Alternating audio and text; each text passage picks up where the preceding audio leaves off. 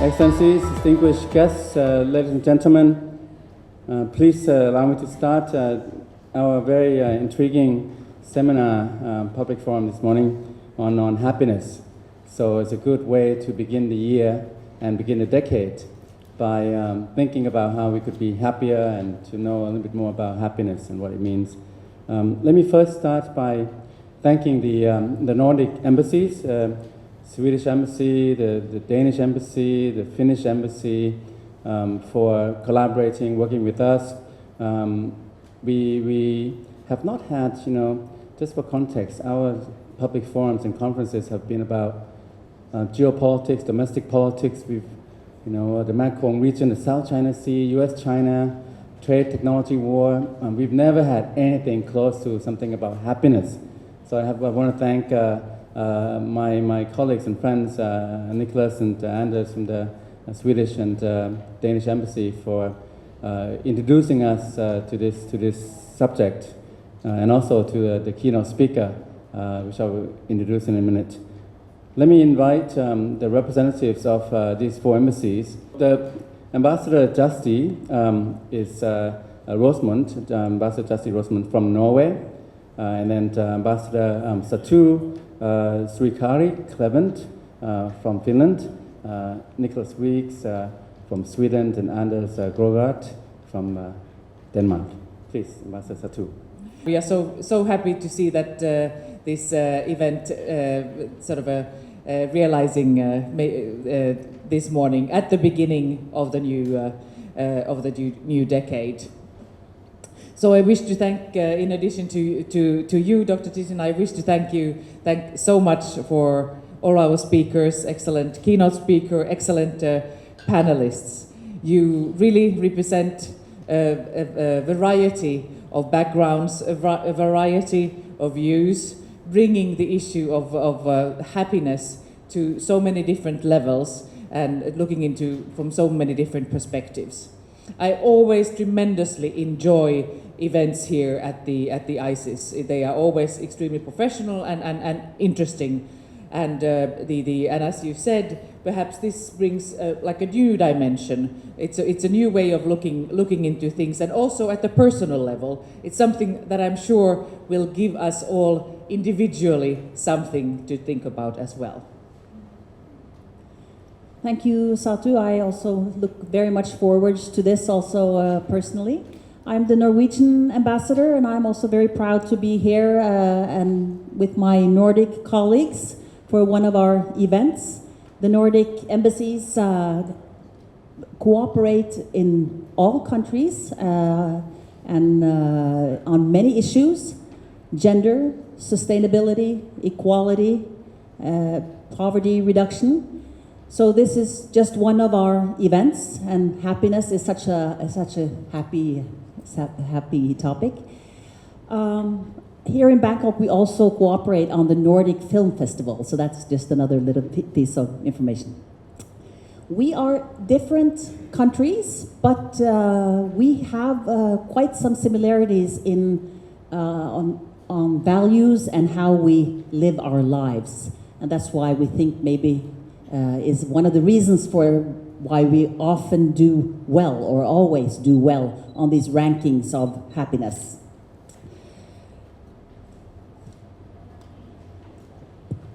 We hope that today's forum will give you new thoughts, and maybe when we leave from here, we can think more about how we can measure happiness, how we can transfer or convert wealth into well-being, and also why the Nordics are doing well on these rankings. I think this is also a great opportunity to learn from each other. We also have Thai speakers here. I look very much forward to hearing your views, and personally I feel very happy in Thailand. So I think Thailand has many strengths, and as the Nordics and Thailand both have strengths and challenges, I think it's important to learn from each other on these topics. So I'm looking very much forward to hearing the keynote speakers this morning, and and I hope you all will enjoy it. Thank you very much, and khop kun ka. There are many things I could say, and you have bio of Meik Wiking, Mr. Meik Wiking. He has flown here from Copenhagen. He runs the Happiness Research Institute. Now, if you Google his name, you know that you'll see many references and hundreds of thousands and millions. And if you look at YouTube, he also has given many speeches. So, by way of introduction, I'm just going to use one word. First, I'll rank. In terms of the global rankings of happiness, Finland is number one.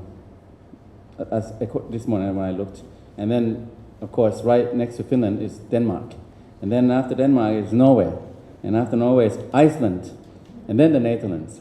So these are happy countries. Thailand is not unhappy in this ranking. It's number 52. It's number 52. I would have thought maybe it would be lower, because I don't think we're so happy these days.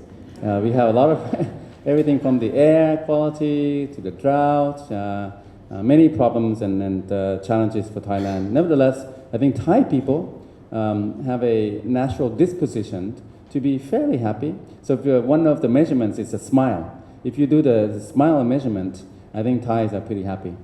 But there are other issues that we will hear more from Meik in just a moment. But I'll just introduce this word that's from his book.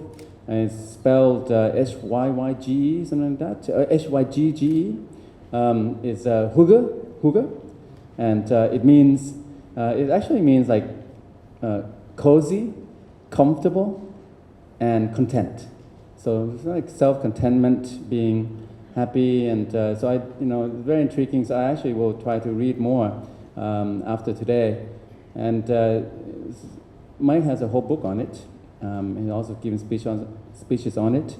Also has a book on the art of memories, right? About memories, making memories. So there's a lot in there. Now he's come from the whole institute that does research on happiness, and he'll tell us more about that. I also want to relate this a little bit, connected to happiness as a function, as a manifestation of relationships, not just among individuals, but also between individual and the state. And I wonder if the regime type, what kind of government you have, if that matters for societal happiness. So for example, the top 20 happy countries, they're all democratic. But then the number 21 is UAE, right? And Thailand is number 52. And then the last, I think, is South Sudan, number 156. Before that, a little bit like Afghanistan, 154. So maybe there's a correlation, I'm not sure. Maybe you can tell us a little bit more. Politics, the role of the state, regime type, these are kind of the issues that we're interested in. You all have his bio, Meik Wiking's bio. I'm not going to go into all the details, but he has a very illustrious background and prolific into producing not just written work, but also very attractive, appealing, magnetic talks. I think very good talks. So without further ado, let me just ask Meik Wiking to come to the stage, please, and deliver your talk. Thank you so much for that lovely introduction, and thank you all for coming this morning. So lovely to see a wide interest in happiness. I should probably mention a couple of things. First of all, as many of you, English is not my first language, and I noticed when I speak English, I need to concentrate more, and I get a really grumpy look on my face, which is not good when you're a happiness researcher. But I'm really pleased to be here in Bangkok for the second time. Secondly, also I know that when people hear that I come from the Happiness Research Institute and I work with happiness, that people imagine that our office looks somewhat like this, and we have an office full of puppies and an office full of ice cream. Unfortunately, that's not the case. It looks more like this. So We focus on studies, we focus on data, we focus on evidence, and we're trying to have a scientific approach to happiness. So all our projects, my work, my career is essentially dedicated to 3 questions. I try to figure out how we can measure something as intangible as happiness. Secondly, we try to understand why is it that some people are happier than others. And thirdly, how can we improve quality of life? So when we know what we know from happiness and data and evidence, how should we design our policies differently, our societies differently, our workplaces differently, and thank you, and our lives differently, basically. So that's what we're trying to do. Today, I thought we'd focus in part also why the Nordic countries do well, as mentioned in the happiness rankings, but I also want to give you insight into how is it actually we try to measure happiness. Is it the frequency of smiles, as Dr. Nitinant mentioned before, or how do we measure something as intangible as happiness and well-being? But first of all, I would actually like to give you an insight into what is happening globally with happiness research, what is happening with happiness and politics on the global scale. So that's the plan for the next half an hour. Does that sound okay with you? Good. It's also too late to change now, so we'll have to go ahead. So to me, it was a big step forward that the UN passed a happiness resolution in 2011.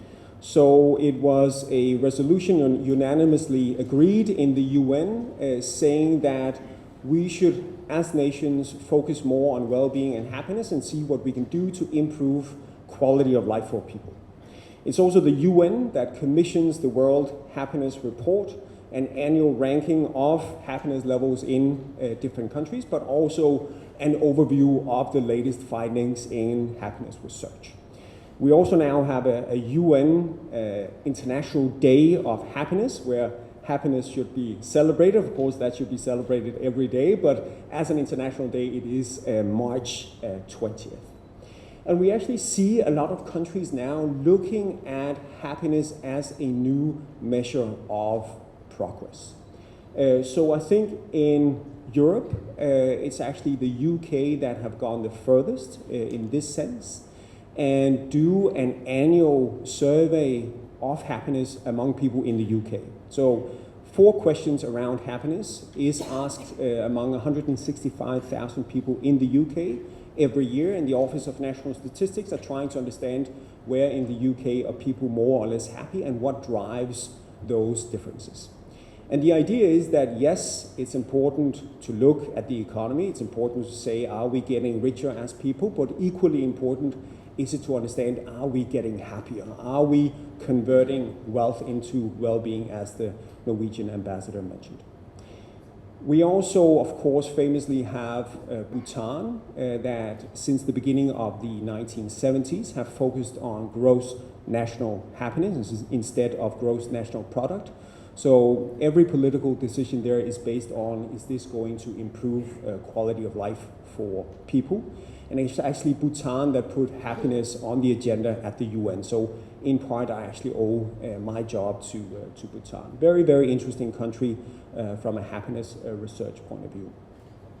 One of the latest developments, also mentioned by Dr. Nitinant, is the UAE focusing on well-being and happiness. So the lady on the right is Hud Al-Rumi, and she is the Minister of State for Happiness and Well-being in the UAE, the United Arab Emirates. And I think it's really interesting to see a rich country. They're the 7th richest country in the world when we look at GDP per capita levels. They are now also saying, yes, wealth is important, but well-being, quality of life for our people is equally important. And we should see what can be done there to improve happiness. Of course, as in many countries, equality among different groups is one of the issues there. I've just noticed that I have the exact same outfit on the picture. I actually do have a second tie, which I bring out on special occasions. Also, one of the latest developments comes from New Zealand, who last year passed their first well-being budget. So now every initiative that wants to take part of the national budget in New Zealand has to come with an assessment on how is this going to affect quality of life for people. So we're really, really happy to see that development as well. I think one of the reasons why we see an increase in interest in these measures is that we see that the traditional way of measuring progress are not always capturing what is going on. Here is an example from Egypt leading up to the Arab Spring in 2007. If we look at the GDP per capita level, the economic indicators, things look like they're going in a good direction. So there's a 33% increase in GDP levels. But if we look at the share of people that felt that life was going well, that their lives were thriving, we see that drop to a third. So that result comes from an OECD report concluding that we should look at these softer subjective well-being measures as also an indicator of where society is heading. And I think globally there is also an awareness that the way we've been measuring progress is incomplete and insufficient. I think there is a growing awareness that in a lot of countries we have gotten richer without necessarily getting happier. This is Seoul in about 1860. Of course, nowadays it looks like this.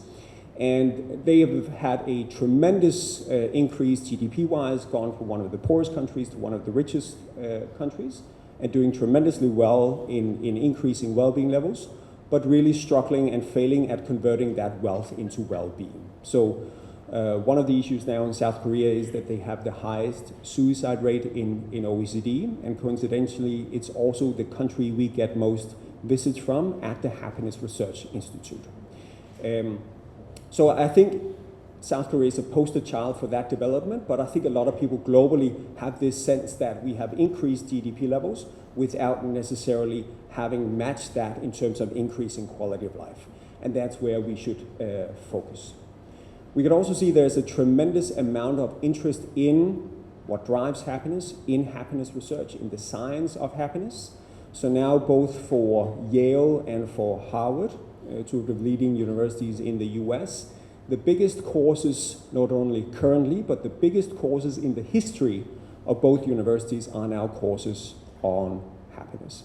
And I think especially for the young generation, there is an interest in what drives quality of life, in how do we create good conditions for good lives. So I'm really encouraged to see that. We also have different happiness indexes. Of course, we have the UN Happiness Index. I'll get back to that later on. We also have an index from the OECD called the Better Life Index. Now, that index looks at 11 indicators. It looks at classical indicators, it looks at housing, education, environment, but it also looks at softer indicators like life satisfaction. Now, you can go to their website called Better Life Index, and there you can see the 11 indicators, and you can decide the weight that different indicators should have. So you might say, okay, health is important, income is important, housing is important, and I might say education and environment and life satisfaction is important. And that means that in return for all those answers, we get an insight into which priorities do people have, what index would they like to see, which are the factors they believe are the most important when it comes to how countries are doing. And what we are seeing is typically a picture where life satisfaction, health, and education is the top three among people's priorities. So in Thailand, it's education, life satisfaction, and health. In Denmark, it's life satisfaction, education, and health in the top three.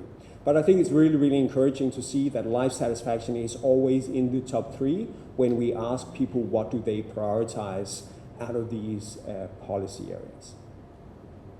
Which of course brings us to one of the key questions that we are trying to solve academically.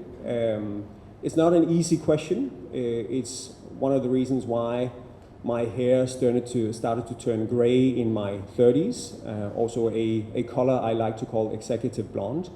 It is difficult, but I think a lot of people are overlooking that we actually try to study a lot of things that are subjective. We study stress, we study depression, we study loneliness. All of those things are, at the end of the day, about how we as individuals experience our lives and the world. And I don't see why it should be more difficult to try and quantify and understand a positive emotion compared to a negative emotion. That said, one of the issues, whether we talk about happiness, well-being, quality of life, flourishing, and so on, is that they are really wide terms. They are umbrella terms. So even though both of us are Danes, Anders will have one idea of what happiness is, I might have another one. So what we need to do with these wide umbrella terms is simply break them down and look at different components. It's also what we do when we look at other complex phenomenons.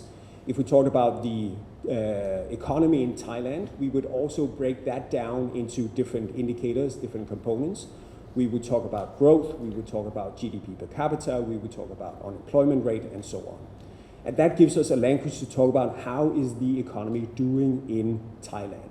And of course, that's also what we need to do with happiness. We need to break happiness down and look at the different ingredients, the different components.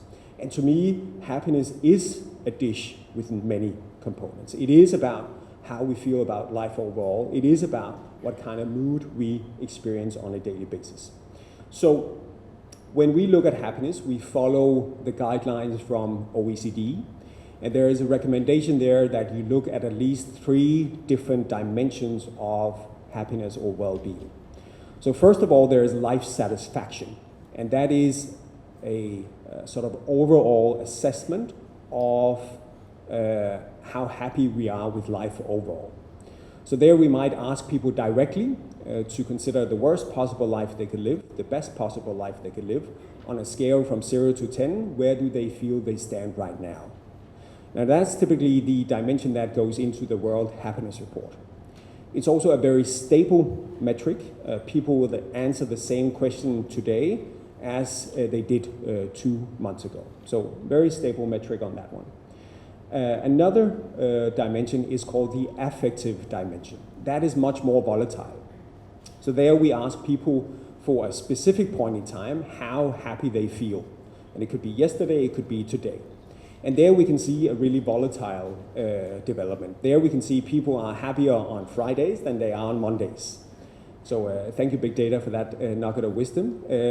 But of course, those 2 dimensions are also overlapping, because if you have an everyday with a lot of positive emotions, you probably also report higher levels of life satisfaction. The third dimension we often focus on is called the eudaimonic dimension, or eudaimonia. And that refers to Aristotle's perception of the good life, and to him the good life was the meaningful life. So there we look at whether people have a sense of purpose or meaning in life. And for example, we can see having kids have a tremendously wonderful positive impact on that dimension. As we'll see later on, having kids have mixed results on some of the other dimensions. But this is how we try to look at well-being. We break it down, we look at different components. And then we also say, well, you know, yes, happiness is subjective, but there's actually only one person here who can tell us whether Anders, our colleague at the Danish embassy, is happy or not, and that is Anders. And that is what we should put at the center of what we are trying to understand. It is his perception of whether he is happy or not that I want to measure. He's the only one who can tell us whether he is happy or not. Thirdly, what we like to do is we like to follow people over time. So not in a sort of stalker kind of way, but in a scientific kind of way, because we like to understand what is the cause and what is the effect of some of these matters. Because if we just look at a specific point in time, and we ask people how happy they are or how satisfied they are, and then look at the common denominators for those people, we can, for instance, see that people who are people who are married are on average happier than people who are not married. But does that mean that we become happy from marriage? Or is it the other way around, that people who are happy have an easier time attracting a partner and getting married? When we follow people over time, we can see what is the cause and what is the effect of these matters. And we've actually done that in several countries. In the UK, in Germany, they've followed tens of thousands of people over decades. And there you can start to see over time what happens when people get married. And here we have results from the UK, the British Household Panel Study. So on the horizontal line, you will see time. So marriage happens in year 0, and you have 4 years before marriage and 4 years after marriage. And on the vertical line, you have the impact on life satisfaction, red for women, blue for men. And as you'll see, 2 years before marriage happens, life satisfaction starts to go up, right? You meet that certain someone, you find out how much you have in common, right? You live in Bangkok, I live in Bangkok, let's get married. And then you get married, and then you can see it sort of peaks just the year around marriage, and then we sort of adapt to marriage over time. But we can actually see that both things are true. Yes, there is a positive, long-lasting effect from marriage on happiness, but at the same time, when we then go back in time and see those people that did get married later on in our study, they actually also reported higher levels of life satisfaction compared to the rest of the group in the beginning of the study. But this is how we try to understand what is the cause and what is the effect of happiness. So as mentioned earlier today, often we see the Nordic countries doing really well in the World Happiness Report. So Denmark, Finland, Norway, Sweden, Iceland, often, if not always, in the top 10 of the World Happiness Report. Switzerland, the Netherlands, New Zealand, Australia, Canada, also typically in the top 10. As Dr. Nitinant said earlier, currently Thailand is in 52nd place, doing actually quite well. We have 156 countries in the World Happiness Report, also as mentioned, South Sudan, Afghanistan, Syria, currently some of the least happy countries in the world for obvious reasons. So in the World Happiness Report, as mentioned, there's 156 countries in that. And I think it's really interesting when we look across the spectrum of those 156 countries, we can actually see there are relatively few factors that explain the national differences in happiness levels. Those are GDP per capita.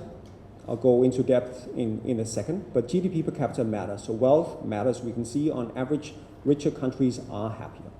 Secondly, healthy life expectancy. So health matters, longevity matters. Freedom to make life choices. So we can see there is a correlation there with the Human Freedom Index, equality between men and women, classic freedom rights, freedom of speech, freedom of assembly. Those factors matter. Those factors explain why some countries are doing better than others in the happiness index. So freedom to make life decision, the third factor. Freedom from corruption. So the money we pay into the common pool, is it being delivered back to people in terms of quality of life, in terms of education, in terms of health, in terms of institutions? Or are those money going into the wrong pocket? Another factor that explains country differences. Then fifthly, generosity in a society. Is there kindness among people? Are we good at looking out for each other, or are we only focusing on our own individual needs? Or are we helping neighbors? Are we showing solidarity across groups? Another factor. And then the last factor, social support. So do we have somebody in our lives we can rely on in times of need? Now those 6 factors explain 75% of the difference in happiness levels when we look across these nations. Often we also see happiness being very much predicted by social relationships. So often the best predictor of whether people are happy or not is their relationships. So do we have somebody we can share hopes, thoughts, worries, feelings with? That is the best predictor of happiness, whether we look at the national surveys, international surveys, or local surveys. But of course, a lot of factors go into explaining differences. So just taking a closer look at some of these factors. So as mentioned, GDP per capita, wealth, does explain differences in happiness levels. As groups, we will see, yes, richer countries are on average happier. But as you'll see, there's a lot of variation also within GDP levels. So here you have GDP per capita on the horizontal graph, so richer countries to the right, and on the vertical scale you have happiness levels. And the blue dotted line is the average relationship between wealth and happiness. That also means that the countries above the blue line are countries that are relatively good at converting wealth into well-being, investing their resources in the right places that then leads to quality of life. Countries with a focus on education, countries with a focus on healthcare are, for instance, often the countries you see above the blue line. Now, what you also see is that there is diminishing marginal utility when it comes to wealth. The more we have of a certain good, the less additional utility we get out of that good, right? We also experience it with other areas. So the first burger you have tastes great. Burger number 8, not as great, right? The more we have of something, the less pleasure we gather out of it. And we see the same with money on the individual level. The first money people get, very important for their well-being, brings them out of poverty, puts food on the table, roof over their head. If people are already making a lot of money, additional income is not going to impact so much how they feel about life. This is also an argument for progressive taxation. It's an argument for creating equality among groups, because we can see that money brings more well-being marginally if it's distributed to the poorer parts. Wealth and happiness is one of the most complex areas when it comes to happiness drivers. One of the reasons for that is we can see that people care not only about absolute income, but relative income. So that means how much money am I making to the people I compare myself with. So how much money am I making compared to my friends, to my family members, to my colleagues, to the people I grew up with. So to put it in an American saying, a happy man is a man that makes $100 more than his wife, sister's husband. At least that's what we can see in the data, that people like to make a little bit more than their neighbor, because what people often care about is not only the ability to consume, but it's also about our position in the social hierarchy. And that's also why we sometimes see countries getting richer without people necessarily getting happier. Because if everybody just doubled their income, we're still stuck in the same place in the social hierarchy. But yes, wealth does matter, but some countries are better at converting wealth into well-being, investing in the right places. Also, what is one of the common denominators here for the Nordic countries is a high level of taxation. I'll often get a question, especially from American journalists, saying, how can you be so happy in the Nordic countries? You pay so much in taxation. And I like to say, maybe we are happy because we're paying a lot in tax. And you actually see, if you take the case of Denmark, around 90% of people say that they're happy to pay their tax. And I think it's because people realize or experience that they get a lot in return. Of course, it also has to do with the good governance, the low level of corruption, that money paid into taxation is being delivered back to people in terms of education, in terms of healthcare and so on. But I think in the Nordic countries, we see taxes as a collective investment in quality of life. And I know that my happiness also depends on how are my neighbors doing. If my neighbors and their kids are able to go to hospital, if my neighbors and their kids are able to get a university education, I think that makes a good society. We see there's also equality among different socioeconomic groups. And I think it's an overlooked point when it comes to welfare policies, that this does not only benefit poor people, but actually we also see that richer people are also happier in societies that are equal. And I'm also very happy that we're going to hear more later on in the program about gender equality, because we can also see that is one of the drivers of well-being and happiness.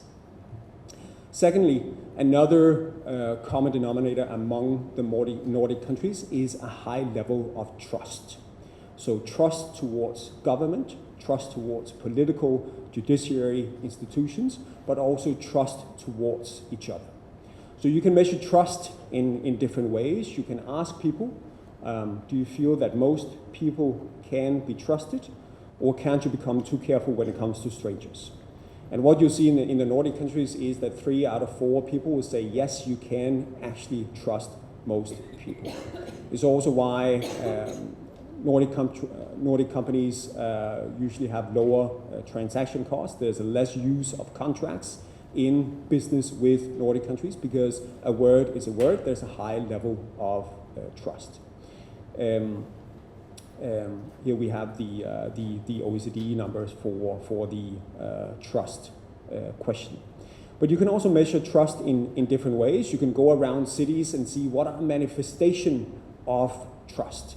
And what a lot of tourists usually noticed in Nordic countries is that we leave our kids outside when we're inside having a cup of coffee.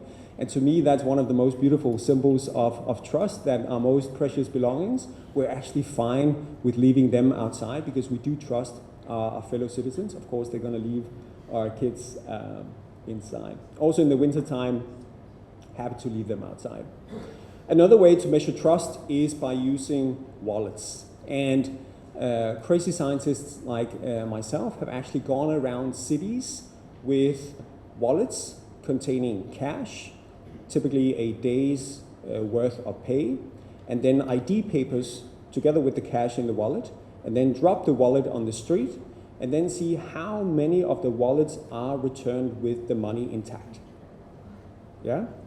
So if we dropped 100 wallets globally, how many of the wallets do you think would be returned with the cash still in the wallet? Any guesses? How much? 50%? Well done. Yeah, it's actually 50% globally is returned still with the cash in them. In the latest study, we saw Finland doing extremely well. Well done. 92% of the wallets in Helsinki were returned with the cash in them. So I think this is another way to measure trust or trustworthiness in different countries. So earlier I talked about freedom, and you can measure freedom in different ways. As mentioned, the Human Freedom Index does a very good job at measuring classic freedom rights, equal inheritance rights for men and women, and so on. But I think when we talk about freedom, it's also important to talk about the freedom we have over our time. And I think that's another common denominator for the Nordic countries, that there is a good balance between work and life. There are family-friendly policies. And we can see the impact of that when we look at what is called the parental happiness gap. So we look at, are people with kids happier than people without kids? And we have the worst news from the US. So these are OECD countries. In the US, we see that's to the right, we see that people with kids, parents, are 12% less happy than people without kids. In the other end of the spectrum, on the left side, you have Portugal. In Portugal, parents are 8% happier than people without kids. Now, is that then because the Portuguese kids are nicer than the American kids? I don't think that's necessarily the case. So what you see is Portugal is up high, Spain is up high. And what I think is happening there is the culture around being a family. So in the Mediterranean countries, there is a tradition for using the grandparent generation in bringing up the kids. So instead of just being a stressed mom and dad, you're better at utilizing the grandparents in taking care of the logistics and having kids and so on. That's why Spain and Portugal is up high. What you also see is that a lot of the Nordic countries are also happier when it comes to the parental happiness gap. And that has to do with the family-friendly policies there is in the Nordic countries. The Nordic kids are not nicer than the American kids, but it's easier to be a family in the Nordic countries compared to the US. Paternity, maternity leave, shorter work weeks, the ability to take days off if your child is sick, and so on. And that explains these differences we see in the parental happiness gap.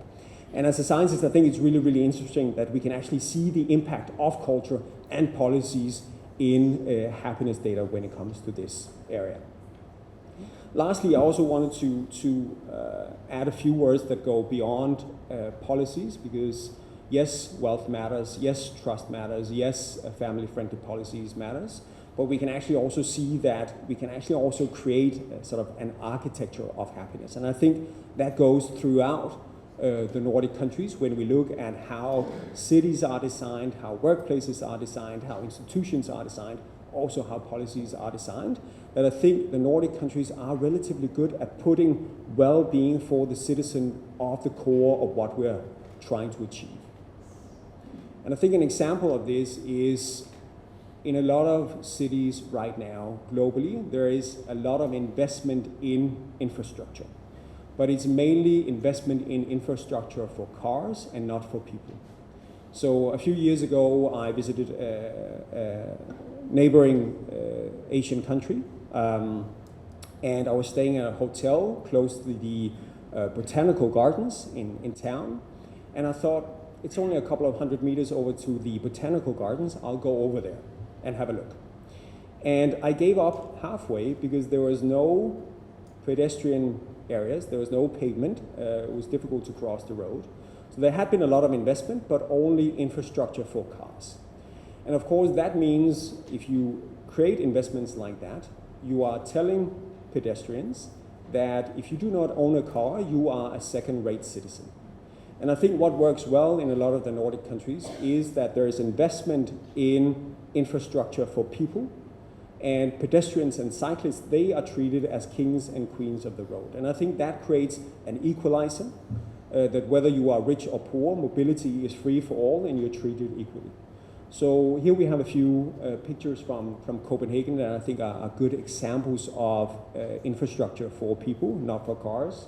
So several bridges are for cyclists or pedestrians only. That means that cyclists can often get around Copenhagen quicker than people in cars. On the bottom left side, you also have a trash can that is tilted because we all like to have coffee while we're cycling. And a way to get rid of your coffee cup when you're done with it is, of course, to help cyclists hit the trash can by tilting the trash can. And I think that's a wonderful little example of the city trying actually create an infrastructure that fits the needs of the people. So there is an architecture of happiness. Our behavior is also shaped by how the architecture in the given city we live in is created. But policies matter, architecture matter, trust matters, investing in the right places, converting wealth into well-being matters. Investing in education, investing in healthcare, creating equality among rich and poor, creating equality among men and women are some of the reasons why the Nordic countries do really well. Of course, as mentioned earlier, the Nordic countries also have challenges, like every country. And I think we should also underline that these happiness rankings are based on a national average. And that means, yes, we can call these countries the happiest countries in the world. We can also turn it around and say, perhaps they're the least unhappy countries. And I think that's also what we're seeing. The Nordic countries are really good at reducing causes for unhappiness. That brings up the average, and that's why these countries come out on top. But of course, it's also difficult to live up to the myth of the sort of Nordic utopia. In one of my books, I wrote about the sort of Nordic myth of how wonderful the countries are. And I wrote that people leave the office at noon and free Lego is handed out in the streets. And then I wrote, there was also this issue a few years ago where a train arrived 5 minutes late, but all the passengers got a letter of apology from the Prime Minister. And I thought that was obviously a joke, but there was a journalist from the New York Times that wrote me, did that really happen or was it a joke? And I wrote her back, of course it was a joke, our trains are never late. So it's also to say, of course, there are issues in the Nordic countries, but I think those countries are actually relatively good at creating good conditions for good lives. But every country can learn something from each other, and that also goes for the Nordic countries learning from Thailand. So very happy to be here, also hearing more about local perspective on happiness and what drives it and what the Nordic countries can learn from Thailand. So thank you so much for coming, and look forward to the rest of the program.